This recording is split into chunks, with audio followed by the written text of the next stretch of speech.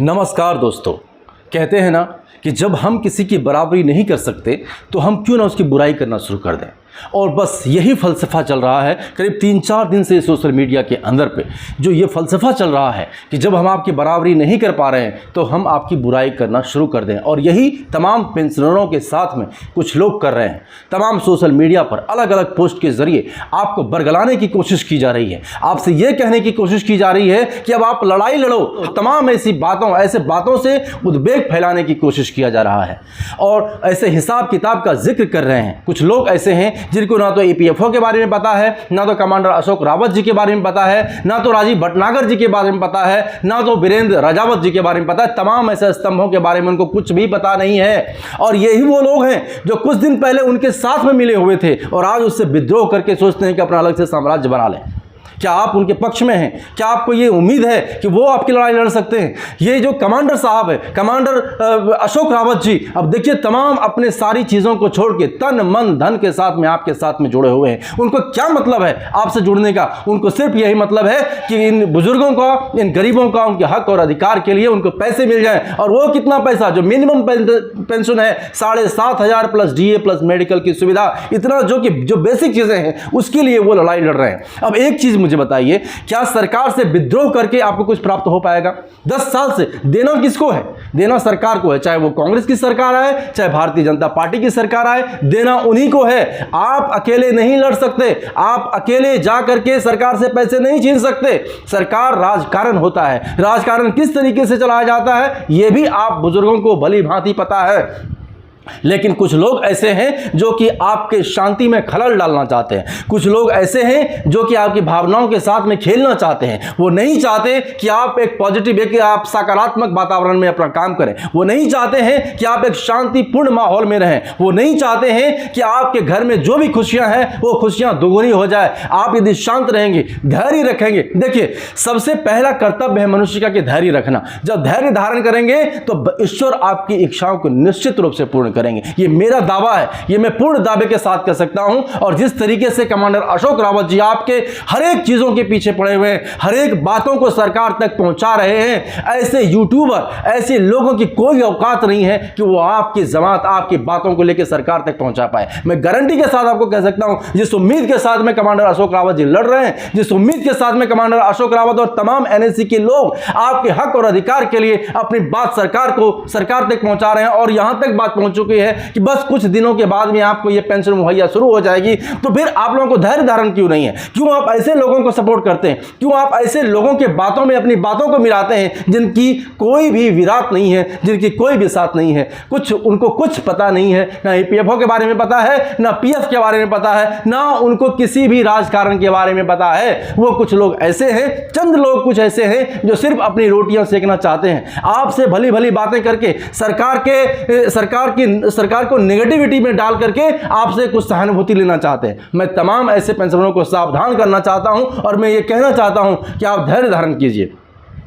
Commander Ashok Rawat ji को आपसे कुछ नहीं चाहिए, उनको कुछ नहीं चाहिए। उनको सिर्फ इतना चाहिए कि वो हक और अधिकार जो आप लोगों को मिलना चाहिए वो आपको दिलाकर ही रहेंगे।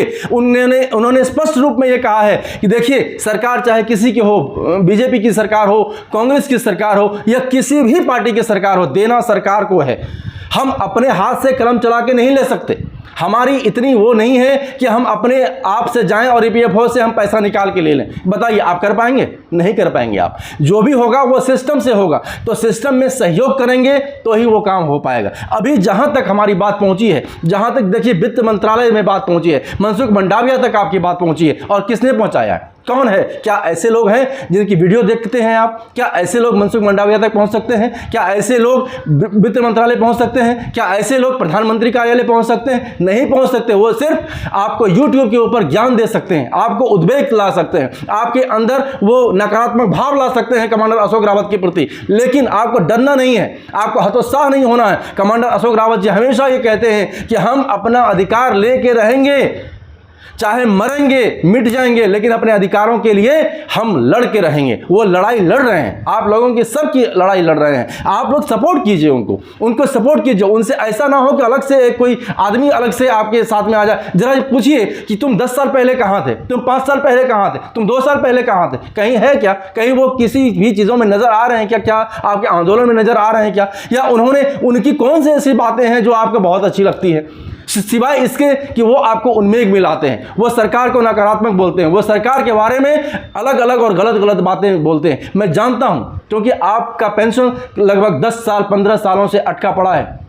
10 साल 15 सालों से अनवरत एनएसी संघर्ष कर रही है, नेशनल एजुकेशन कमेटी संघर्ष कर रही है। लेकिन आप लोगों का गुस्सा भी जायज़ है, मैं मानता हूं कि आपका गुस्सा जायज़ है, लेकिन क्या गुस्से का यह फलसफा है कि हम सरकार के जाके उनके कॉलर पकड़ लें? आप कर पाएंगे?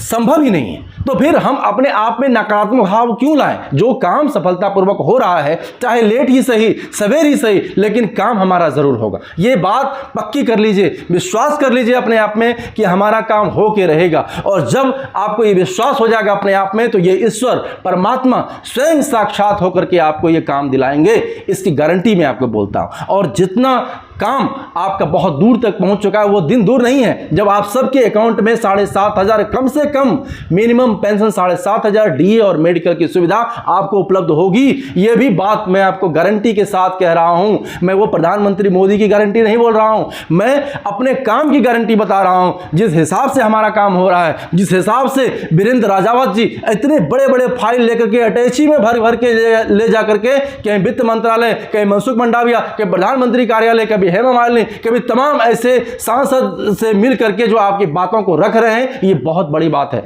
दर्शकों। ये अपने आप में बहुत बड़ी बात है। आपको यह बात समझना होगा, यह जानना होगा कि आखिर हमें उन्मेग करने से कुछ नहीं है, हम बगावत करके कुछ हासिल नहीं कर सकते हैं। हमारी एज अब देख लीजिए कितने एज के हो गए, 70 साल 80 साल 90 साल के आप लोग हो गए हैं। क्या अब आपकी उम्र है कि आप लड़ सकते हैं? आप सरकार के कॉलर खींच सकते हैं? नहीं कर सकते। आप जो भी काम कर सकते हैं उनको राजी करके ही आपसे वो काम कराना होगा। कमांडर अशोक रावत जी बेवकूफ़ नहीं हैं, उनको काफ़ी वर्षों का अनुभव है, शासन का भी अनुभव है और कैसे क्रांति होती है उनका भी अनुभव है। उन्होंने तमाम ऐसे बातें बड़े बड़े मंचों से उन्होंने कहा है और कोई बनावटी बात उन्होंने नहीं कहा है। आप लोगों की भावनाओं को देखते हुए उन्होंने बात कहा है। उन्होंने ये भी कहा है कि यदि सरकार हमारे लिए काम नहीं करेगी तो हम खुल्लम खुल्ला इसका विरोध करेंगे, और खुल्लम खुल्ला विरोध हो रहा है, यह भी मैं आपको बता रहा हूँ। लेकिन जो चीज़ें तरीके से होगा, जो सिस्टम से होगा, वो काम सिस्टम से ही होता है। वो काम सिर्फ बात बनाने से नहीं होता है। जरा ऐसे लोगों को बोलिए कि आपने कभी ईपीएफओ कार्यालय का मुंह देखा है क्या? नहीं देखा होगा ना, वहां किसी लोगों से इनकी मुलाकात हुई होगी। सिर्फ बात हमसे आपसे सुनी सुनाई बातों को लेकर के, और वो आपके दिमाग में जहर घोलने का काम कर रहे हैं। वो अपनी अलग से पार्टी खड़ा करने के चक्कर में, वो अपने अलग से दल खड़ा करने के चक्कर में, ये सब काम आपका नहीं है। ये बुजुर्गों का काम अब ये नहीं रहा। बुजुर्गों का काम है कि हाथ जोड़ करके अपना जो काम कराना है वो अपना काम करा लीजिए। आपको काम कराना है, काम कराने से मतलब है हमें नेता नहीं बनना है, हमें अभिनेता नहीं बनना है, हमें ऐसा व्यूज के चक्कर में नहीं पड़ना है, लेकिन हमें पढ़ना है जो सच्चाई है, जो सच है, उसके साथ हमको रहना है। तो सच के साथ कमांडर अशोक रावत जी, आप तमाम ऐसे लाखों करोड़ों ईपीएस धारियों का नेतृत्व कर रहे हैं। क्या उनके प्रति ये सब भावनाएं तोड़ने की कोशिश हो रही है? ये उनके प्रति जो आपकी संवेदनाएं हैं इसको कहीं ना कहीं तोड़ने की कोशिश कर रही है, और ये उनके निजी स्वार्थ हो सकता है। ये उनका निजी स्वार्थ हो सकता है कि इसके स्वार्थ के वशीभूत होकर के वो ऐसी बातें कर रहे हैं। कुछ दिन पहले कुछ लोग ऐसे लोग उन्हीं के फेवर में थे और अचानक से उनसे खपा होकर के, और वो अपने अलग से दल खड़ा करने के चक्कर में है, वो चुनाव लड़ने के चक्कर में है, वो तमाम ऐसी बातों को कर रहे हैं जो कि बिल्कुल भी शोभा नहीं देता है। आपको तो जो बातें सच्चाई है, आपको सच्चाई से बात रखनी चाहिए। आपको जो उनकी भावनाएं हैं, उनकी भावनाओं को संजो के रखनी चाहिए। आप ये नहीं कर रहे हैं। आप क्या कर रहे हैं? आप उनके मन में एक नकारात्मक भाव भर रहे हैं। किसके प्रति भर रहे हैं? आप कमांडर अशोक रावत जी के प्रति नकारात्मक भाव का संचार कर रहे हैं। बताइए, आपको इससे कोई फायदा मिलने वाला है क्या? 10 साल से जो अनवरत लड़ाई लड़ रही है, चाहे वो जंतर मंतर हो या रामलीला मैदान हो या फिर बुल्डाना में जो ये 2000-2500 दिनों से लड़ाई लड़ी जा रही है, वहां पर जो लोग अनशन पे बैठे हुए हैं, क्या उसके वहां तक ये गए भी हैं? क्या कुछ नहीं गए हैं। आपका गुस्सा जायज़ है। अब मैं जानता हूं कि आपको इतने दिनों से पेंशन नहीं मिला है, गुस्सा आप कर सकते हैं, लेकिन तथ्यों के हिसाब से आप बात भी कर सकते हैं। लेकिन इसका यह मतलब नहीं है कि जिन्होंने संघर्ष किया है, जिन्होंने 10 वर्षों तक संघर्ष किया है, आप उनके संघर्ष को भुला देंगे।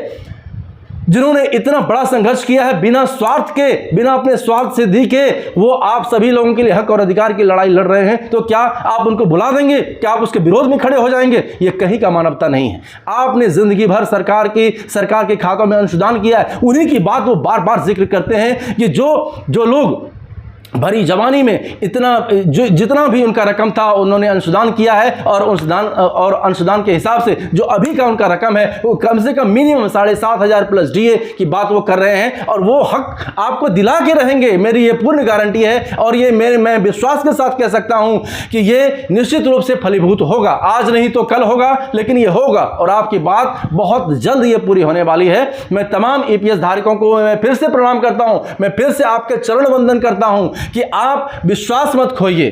कोई भी ऐसे व्यक्ति जो कमांडर अशोक रावत हैं, ये भगवान से कम नहीं है, आप लोगों के लिए बात कर रहे हैं, आप लोगों के हक और अधिकार के लिए बात कर रहे हैं। जरा सोचिए उन पे कितना गहरा आघात लगा होगा या लगता होगा जब कुछ ऐसे लोग, ऐसे विरोधी लोग उनके खिलाफ बात करते हैं। क्या शांति, जो चीज़ देखिए, जो चीज़ें शांतिपूर्ण तरीके से हो सकता है वो आप अत्याचारी के ढंग से नहीं हो सकता, वो विरोध करके, वो नकारात्मकता फैला करके आप नहीं कर सकते, वो नहीं होगा, वो हो ही नहीं सकता है, क्योंकि वहां पे नकारात्मक भाव पहले से ही है। वहां पे सरकार से विद्रोह करके आप नहीं कर सकते, आप उनके सहमति में बना करके देखिए। सहजता एक बहुत बड़ा गुण होता है कि जिसकी वजह से आप बड़ी से बड़ी लड़ाई को लड़ सकते हैं। दर्शकों, मैं आपको यही बताना चाहता हूं कि धैर्य रखिए, धैर्य धारण कीजिए। आप यदि धैर्य रखेंगे तो निश्चित रूप से आपकी विजय होगी। वीरेंद्र राजावत जी देखते हैं बोलते बोलते वो फपक के रोने लगते हैं, क्योंकि उनकी वेदनाएं हैं, संवेदनाएं हैं तमाम ऐसे एपीएस कर्मचारियों के प्रति, तमाम ऐसे एपीएस के पेंशनधारियों के प्रति जिन्होंने अपना अंशदान किया है और जिनको उनके हक और अधिकार के लिए पैसे नहीं मिल पा रहे हैं। मैं आप सभी लोगों से गुजारिश करता हूं, ऐसे बेवजह के वीडियो पर ध्यान ना दें, ऐसे बेवजह के तथ्यों पर ध्यान ना दें, और आपको जो सही लगे उसका चुनाव आपको करना है। हमें कोई पार्टी पॉलिटिक्स खड़ा नहीं करना है, हमें कोई ऐसी चीजें नहीं करनी है जो कि हम विरोध में जाएं। हाँ, जब ऐसा नौबत आएगा तो निश्चित रूप से एनएसी, नेशनल एजिटेशन कमेटी के तरफ से जो भी निर्णय होगा वो निर्णय हमें मान्य होगा, जो भी निर्णय लगा, क्योंकि शुरुआत से लेकर के आखिर तक की लड़ाई उन्होंने लड़ी है, आपने नहीं लड़ी है। ये जो तमाम यूट्यूबर ऐसे लोग हैं जो कि तमाम अपनी अपनी भड़ास निकाल रहे हैं, क्योंकि उनकी अशोक रावत से नहीं पड़ती है, क्योंकि उनकी अशोक रावत के जो थ्योरी है उसमें नहीं जाना चाहते हैं, वो कहीं ना कहीं निजी स्वार्थ के लिए ऐसा काम कर रहे हैं, तो वैसे लोग तमाम ऐसे तथ्यों को, नेगेटिविटी को लेकर के वो आपके सामने संचार करते हैं। ये बिल्कुल गलत बात है और इसमें मैं बिल्कुल कतई संभव नहीं है, मैं उसमें सहमत नहीं हूं। तमाम दर्शकों से एक बार फिर से मैं गुजारिश करूंगा कि ऐसे लोगों के बहकावे में बिल्कुल भी ना आए। आपका काम बहुत जल्द हो रहा है, बहुत जल्द पूरा होने वाला है। 15 से 20 दिन का समय मांगा गया है वित्त मंत्रालय से, और वित्त मंत्रालय ने आनन फानन में तमाम ऐसे ऑफिसर्स को इकट्ठा किया, उन्होंने फोन करके बुलाया, मनसुख मंडाविया से उनकी मुलाकात हुई, और तमाम ऐसे मंत्रालयों से मुलाकात होकर के आपकी फाइल तैयार हो रही है, प्रपोजल तैयार हो रहा है। और वीरेंद्र राजावत जी, कमांडर अशोक रावत जी और राजीव भटनागर जी, तमाम ऐसे एपीएस के जो लोग हैं वो लोग वहां पर बैठ करके उन्होंने सुझाव दिया है, उन्होंने बताया है कि सरकार अपने खाते से पैसे ना दें, जो हमारा पैसा है खाते में वही हमें इस रूप में दिया जाए, यानी minimum pension 7,500 plus DA plus medical की जो सुविधा जिससे वो वंचित है, इतना तो कम से कम कर दीजिए। और ये करने में सरकार सक्षम हो रही है। और ये भी बात मैं आपको बताता हूं, यदि ये सरकार नहीं करती है तो इसका कहीं ना कहीं नतीजा आप ही लोग करने वाले हैं, आप ही लोग इसका नतीजा ये आने वाले चुनाव के अंदर में इसका देखने को मिलेगा। लेकिन अभी तक हम क्यों नकारात्मक बात करें, हम क्यों ना सकारात्मक बात करें? जो हमारी बात हो रही है सरकार से, सरकार के नुमाइंदे से जो हमारी बात हो रही है, उसको हमें क्यों ना पॉजिटिवली आपके साथ में पहुंचाएं? हम पॉजिटिव क्यों ना बने, हम नेगेटिव की तरफ क्यों जाएं? ये मुझे बताइए। जीवन में नकारात्मक सोचने से कुछ मिला है किसी को? क्या किसी को कुछ नहीं मिला है दर्शकों, किसी को कुछ नहीं मिला है। यदि आप सकारात्मक सोचेंगे तो ये प्रकृति, ये ईश्वर हमें सहयोग करेगा, हमें हर तरीके से उसको पूर्ण करने के लिए बाध्य हो जाएंगे, और एक ना एक दिन हमें जरूर मिलेगा। इसी उम्मीद और आशा के साथ में, मैं पूरे विश्वास के साथ में आपको विश्वास दिलाना चाहता हूं कि आपका काम होकर रहेगा, और यह काम बहुत जल्द होने वाला है। बस धैर्य धारण कीजिए, धैर्य धारण कीजिए। बहुत बहुत शुक्रिया, बहुत बहुत शुक्रिया। नमस्कार।